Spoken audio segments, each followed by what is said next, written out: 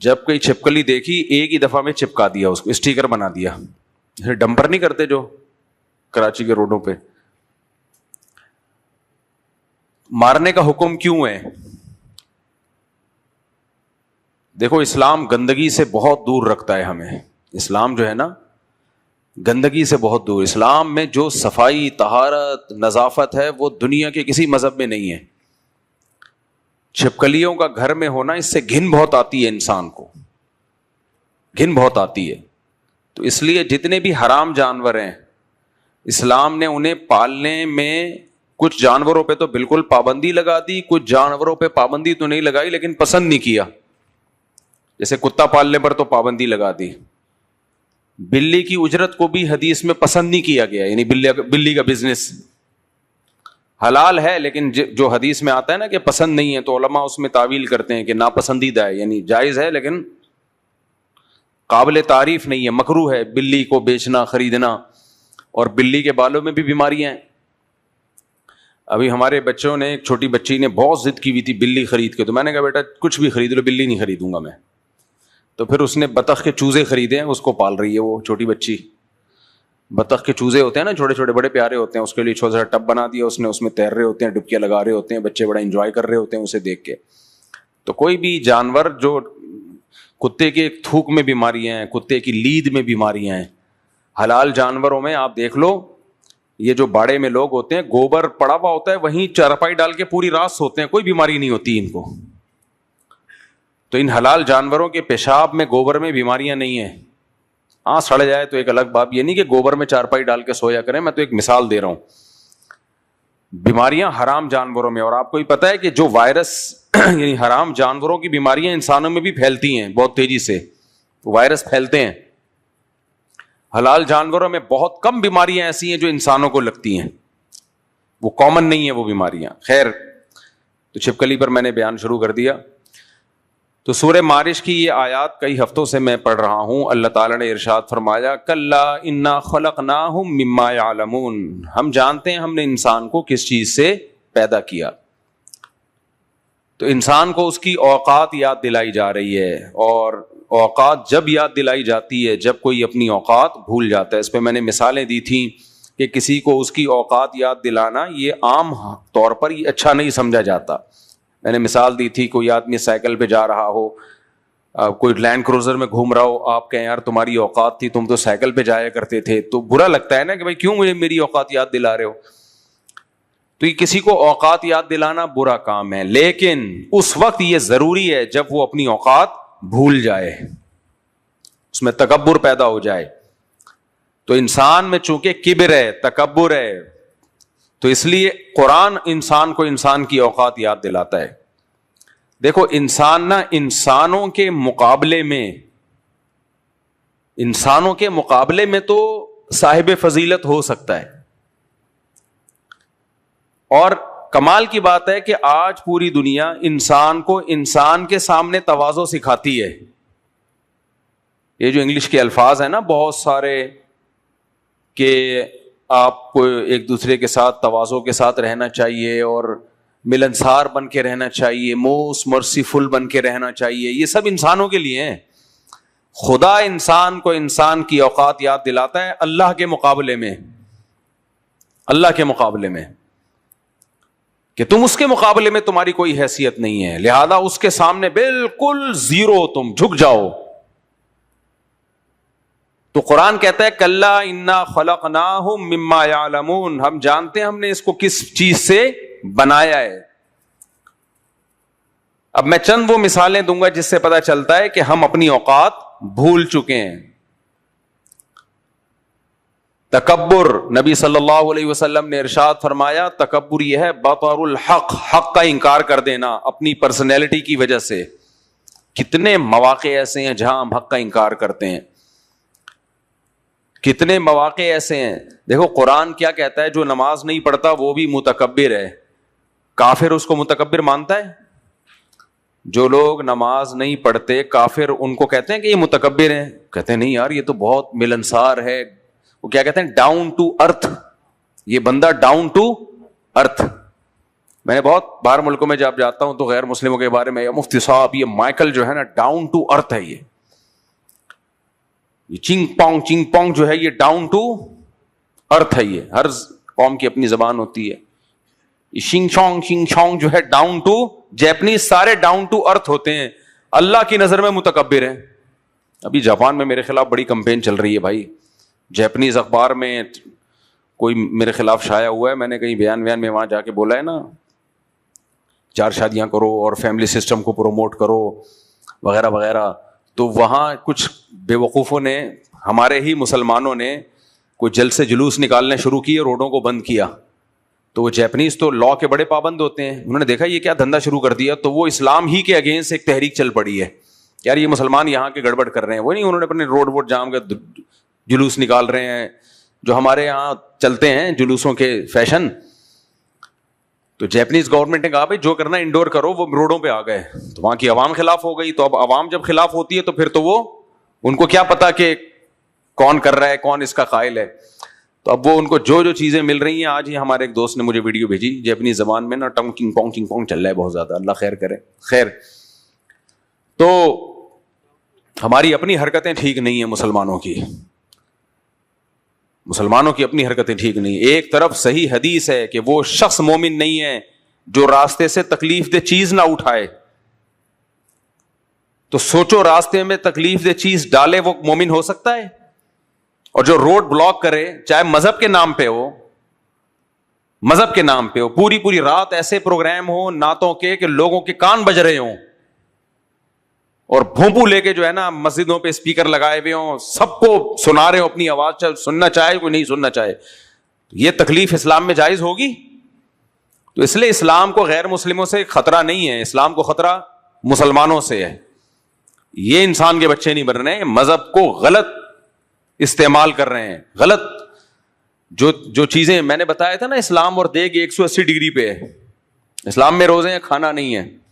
تو اسی طرح اسلام میں دوسرے کو تکلیف سے بچانا ہے. اسلام میں کوئی عبادت ایسی نہیں ہے جس سے دوسروں کو تکلیف ہو, کوئی عبادت ایسی نہیں ہے. ہم مذہب کے نام پہ کتنی تکلیفیں دے رہے ہوتے ہیں لوگوں کو, مذہب کے نام پہ کتنی تکلیفیں دے رہے ہوتے ہیں. تو خیر, تو انسان جو ہے, ہاں تکبر, اللہ کہتے ہیں جو نماز نہیں پڑھتے وہ بھی کیا ہیں, متکبر ہیں. جو زکوٰۃ نہیں دیتے وہ بھی کیا ہیں, متکبر. تو سوال پیدا ہوتا ہے, بھائی وہ تو ڈاؤن ٹو ارتھ ہوتے ہیں, وہ تو اتنے ملنسار. بھائی وہ انسانوں کے لیے ملنسار ہیں, خدا کے لیے ملنسار نہیں ہیں. اس لیے کہ جس خدا نے ان کو پیدا کیا تھا, اس خدا کا انکار اتنے دھڑلے سے کیا انہوں نے کہ ہم خود بخود وجود میں آئے ہیں, ہمیں کوئی بنانے والا نہیں ہے. تو اس سے بڑا تکبر کیا ہوگا میرے بھائی, اس سے بڑی بڑائی کیا ہوگی. تو متکبر آدمی جو سب سے پہلے اس کا کبر اللہ کے خلاف جاتا ہے. اسی وجہ سے نماز انسان میں کبر کو ختم کرتی ہے. حضرت مولانا اشرف علی تھانوی رحمہ اللہ نے لکھا کہ تکبر ختم کرنے کا جو سب سے بڑا ذریعہ ہے نا, کسی میں کبر ہو تو تکبر ختم کرنے کا سب سے بڑا ذریعہ نماز ہے, سب سے بڑا ذریعہ. انہوں نے فرمایا کہ نماز میں اول سے آخر تک, اول سے, تکبر سے مراد سمجھ گئے, اللہ کے سامنے تکبر, ڈاؤن ٹو ارتھ انسانوں کے سامنے ہونا الگ چیز ہے. سب سے پہلے اللہ کہتے ہیں میرے سامنے کبر مت کرو. اگر میرے سامنے کبر کرو گے تو لوگوں کے سامنے جھکتے رہو 100 دفعہ, اللہ نہیں مانے گا آپ کو. میں اکثر بیانات میں مثال دیتا ہوں, ایک آدمی باپ کے سامنے اکڑتا ہے, باپ اسے آرڈر دیتا ہے نہیں مانتا, باپ کو باپ نہیں مانتا, تو ڈاؤن ٹو ارتھ ہو گیا, باہر نکلتے ہی تواضع کے ساتھ ہر ایک کے ساتھ جھک کے ملتا ہے. تو لوگ اسے کہیں گے ڈاؤن ٹو ارتھ, کیا تواضع والا بندہ ہے. ابا مان لے گا, ابا بولے گا اس سے بڑا فرعون میں نے پیدا ہی نہیں کیا ہے, ابا یہ بولے گا نا. تو اس لیے اسلام ہر چیز کو جو دیکھتا ہے نا, وہ کہتا ہے اللہ کی نظر سے دیکھو. فیصلے جنت اور جہنم کے کس نے کرنے ہیں, اللہ نے کرنے ہیں. تو اسلام یہ کہتے ہیں اللہ کی نظر سے آپ نے لوگوں کو دیکھنا ہے. اللہ جس کو اچھا کہے گا وہ اچھا ہے, اللہ جس کو متکبر کہے گا وہ متکبر ہے. ابو جہل بھی اپنی قوم میں بڑا مشہور آدمی تھا, اللہ کی نظر میں وقت کا فرعون تھا وہ.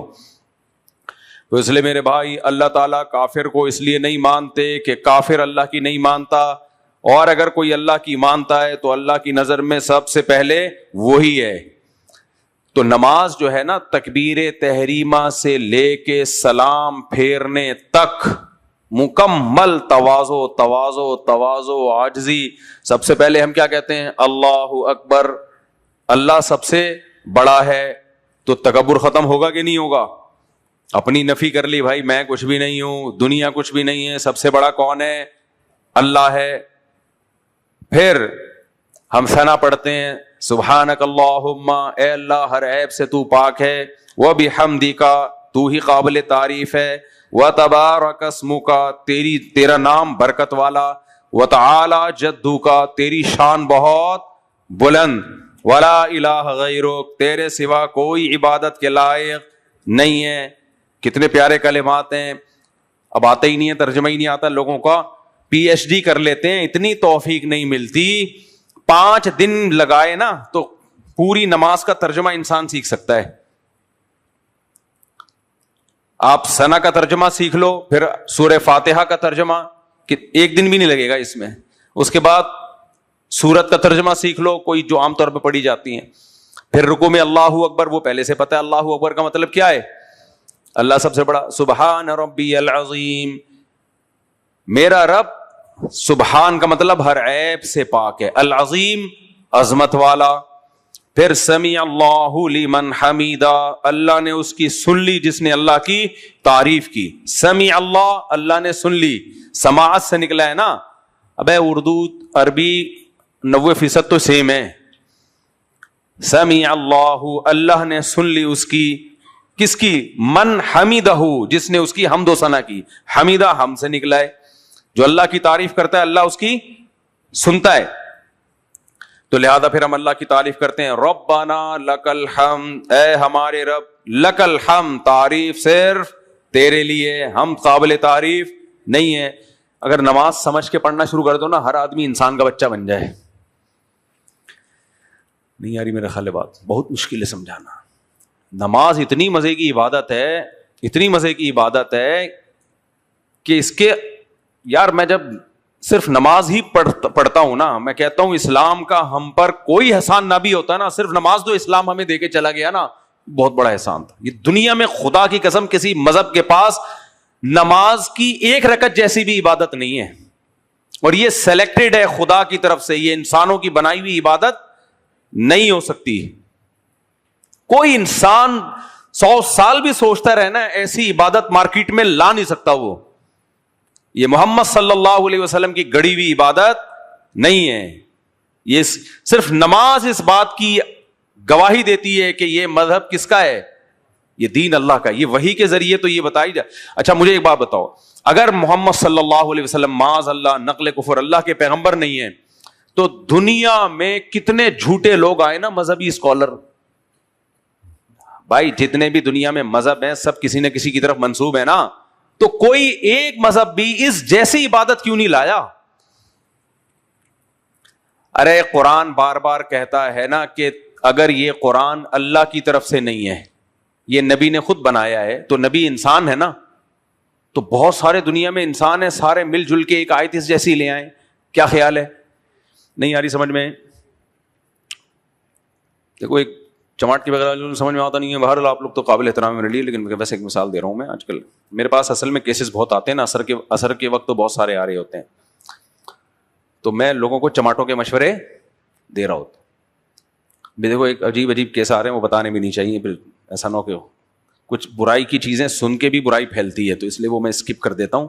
ایسے ایسے کیس آتے ہیں کہ میں پھر ان کو کہتا ہوں یہ واجب الچماٹ ہے, یہ محبت سے سمجھنے والا کیس نہیں ہے. یہ بہت خوب اچھی طرح سمجھ لو, یہ جو اخلاق کا ہیضہ ہو جاتا ہے نا بعض لوگوں پہ, اخلاق کا ہیضہ, اخلاق بہت اچھی چیز ہے یاد رکھو, لیکن اللہ نے مرد کو گھر کا سربراہ بنایا ہے.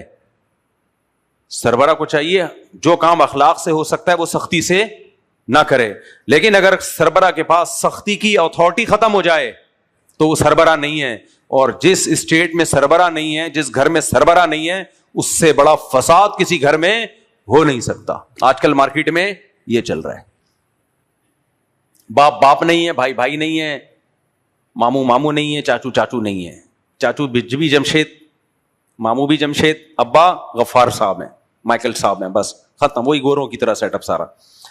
تو اس لیے آدمی کو چاہیے جب وہ گھر میں داخل ہو تو بچے بھی خوش ہوں, ہمارے ابا آ رہے ہیں. ایسے چنگیز خان نہ بن جائے کہ بچے ٹینشن کانپنا شروع ہو جائیں. بعض گھروں میں ایسا ہوتا ہے, یہ بالکل غلط ہے. بچے خوش ہوں ہمارے فادر آ رہے ہیں گھر میں, بیگم خوش ہو میرا ہسبینڈ آ رہا ہے, خوش ہو. لیکن اتنا میٹھا نہ بنو کہ بیگم بھی کھا جائے اور بچے بھی بیچ کے کھا جائیں آپ کو. تھوڑا سا روب رہے, تھوڑا سا کیا رہے, تھوڑا سا روب رہے. تو ورنہ یہ بالکل بھی نگرانی جو چھوڑ دیتے ہیں اور بالکل یہ روب ختم, تو بھائی یہ پھر سربراہ نہیں ہو, تم بیڑا غرق ہوئے, اپنے لیے بھی نقصان, ماتحتوں کے لیے بھی نقصان. تو اس لیے ہر چیز بیلنس میں اچھی ہوتی ہے. اب آپ کہو کہ کون سا ٹاپک لے کے بیٹھ گیا, لیکن مارکیٹ میں جو چل رہا ہے نا وہ یہی چل رہا ہے بہت زیادہ.